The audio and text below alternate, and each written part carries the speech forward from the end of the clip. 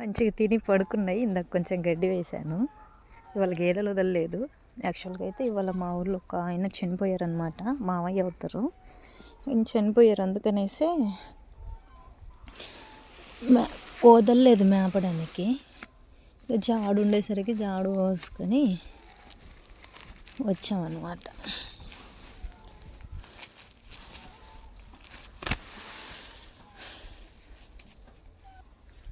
ఇందాక కొంచెం పెట్టి వెళ్ళాను, తినేసి పడుకొని ఉన్నాయన్నమాట. మళ్ళీ ఇప్పుడైతే పెట్టాను.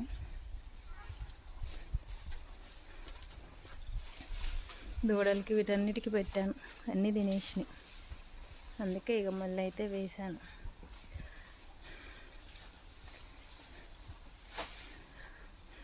యాక్చువల్గా అయితే వదులుదామే అనుకున్నా,